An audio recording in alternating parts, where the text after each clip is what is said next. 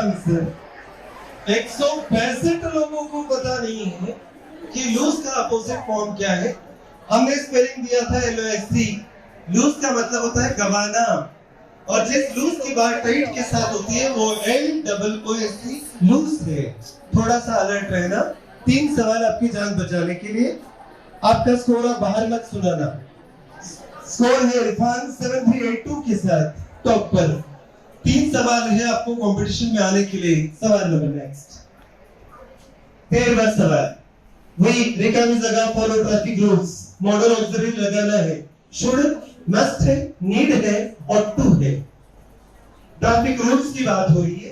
कौन सा model auxiliary? Should भी अच्छा लग रहा है, मस्ट तो अपनी जगह मस्त है ही, नीड भी है और टू उससे अलग लग रहा है, हो सकता है। Good morning all, respected teachers, dear students. Thank you sir for giving me this opportunity. And मुझे लगता है कि इस तरह के जो competitions और ऐसे क्विज competition होते हैं इससे हमारा skill development होता है। तो मैं थैंक्स कहना चाहूँगा कि हमारे जो डिपार्टमेंट है उन्होंने इस तरह के कंपटीशन लिए हमें इसमें पार्टिसिपेट करने का मौका दिया।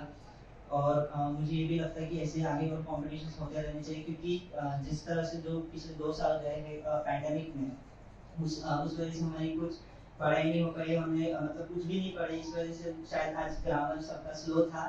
तो मेरा भी स्लो ही था, ग्रामर में 102 नंबर पे था। तो मुझे लगता है कि ऐसे कॉम्पिटिशन से हमें बूस्टअप मिलेगा, हमारा मॉरल बूस्ट होगा और हमारा स्किल डेवलपमेंट भी बढ़ेगा। जो ग्रामर है, जो स्किल डेवलपमेंट है वो आगे जाके बहुत यूजफुल होने वाला है हमारे जनरेशन के लिए। तो मैं सर को थैंक यू कहना चाहूँगा कि इस तरह का उन्होंने कॉम्पिटिशन दिया। Thank you. Friends, good morning to all of you. I am not a resident of Maharashtra, that's why I cannot speak Marathi. Basically, I am from Patna, Bihar. So, are you able to understand in Hindi? Yes. तो सबसे पहले मैं ये कहना चाहूँगा कि वक्त की कीमत बहुत है।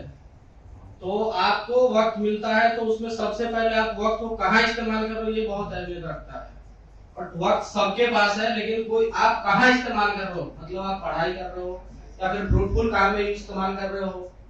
लेकिन लोग कैसा अभी के बदलते एनवायरनमेंट में अपने आप को स्टेबल करने के लिए दुनिया कहाँ जा रही है और हम कहाँ, इस गैप को देखना बहुत जरूरी है। और इस बदलते एनवायरनमेंट में अभी अपने पास मौका है कुछ सीखने का, तो इस मौके का बहुत पुरजोर फायदा उठाइए आप। तो सबसे पहले वक्त की कीमत जानना समझिए। और दूसरी बात, अपने कॉलेज में बड़ी खुशकिस्मती की बात है कि छोटे छोटे कोर्स और यूनिवर्सिटी देती है अपने को मौका, लेकिन हम उसका ग्रैब नहीं कर पाते अपॉर्चुनिटी। तो ये अपने को ग्रैब करना चाहिए और अपना योगदान देना चाहिए उसमें और सीखे। जितना ज्यादा से ज्यादा आप सीख पाएंगे उतना ज्यादा से ज्यादा आप कंपटीशन में बने रहेंगे। और दूसरी बात ये भी है कि अगर आप किसी कंपटीशन को जीतना है या हारना है तो सबसे पहले मैदान में बने रहना होगा। जब तक आप मैदान में नहीं रहोगे आप जीत या हार नहीं सकते। इसलिए सबसे पहले आप मैदान में बने रहो। जीतना और हारना मुकद्दर की बात है और अपना परिश्रम मेहनत के साथ करते रहो। और मैं अभी बेसिक इंग्लिश ग्रामर का स्टूडेंट हूँ जो अभी बैच चल रहा है। तो ग्रामर भी जिंदगी का एक बहुत ही अहम पार्ट है। तो आपको यह सीखना चाहिए। और किस लिए इम्पोर्टेंट है, क्योंकि अभी बदलते एनवायरनमेंट में दुनिया कहाँ से कहाँ जा रही है और हम कहाँ हैं। तो ग्रामर अपने आप को एक ये बोल सकते कि की पॉइंट है अपने आप को साबित करने का। क्योंकि हर जगह जहां भी आप जाओगे तो हर जगह हिंदी में ही बात करनी जरूरी नहीं है।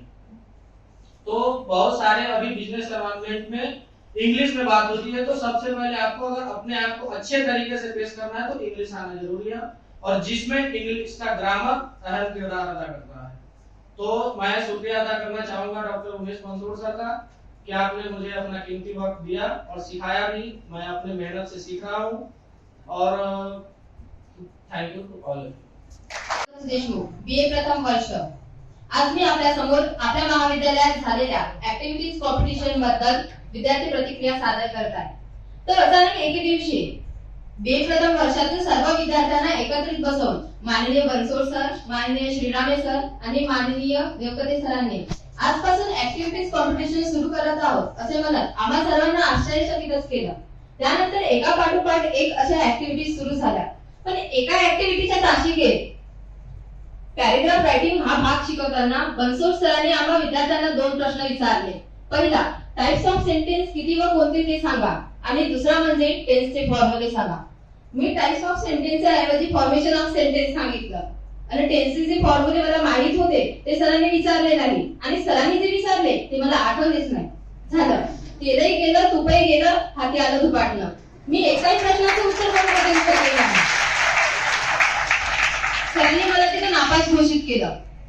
पण त्या तासिकेच्या शेवटी सर एक वाक्य म्हणाले कि इस क्लास में मेरे कुछ ऐसे नालायक बच्चे भी हैं जिन्हें टेंस के सभी फॉर्मूले आते हैं. बस हे एकटाच मी ठरवलं, मला सुद्धा नालायक व्हायचंय. मला सुद्धा सरांच्या नालायक विद्यार्थ्यांच्या यादीमध्ये यायचं आहे.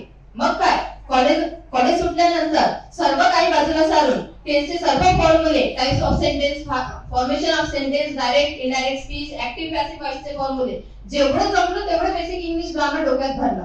म्हणजे साहजिकच आहे, एका दिवसात एवढं काही शिकणं कठीण आहे, पण ते रिवाइज करणं नाही. तर झालं काय, माझ्या डोक्यातील इंग्लिश ग्रामर आणि माझी स्मरणशक्ती यांच्यात कोरोना काळामध्ये विस्मरण कवच तयार झालं होतं, जे बनसोड सरांच्या धारदार शब्दाचं मारानं कोसळून पडलं. आणि आता कुठं मी शिकलेलं इंग्लिश ग्रामर मला आठवायला लागलं. आजच्या ऍक्टिव्हिटीज पैकी मी एखादी स्पर्धा जिंकली याचा अर्थ असा नाही की मी कोणतीही चूक केली नाही, तर मी खूप वेळा चुकले. ह्या ऍक्टिव्हिटीज करताना कितीतरी चुका माझ्या हातून घडल्या. इव्हन आज सुद्धा मी एवढ्या चुका केल्या की मी त्या समोरच्या पडद्यावर माझं नाव सुद्धा येऊ शकला नाही. But because of these activities I realized that I need to work hard for my second semester examination.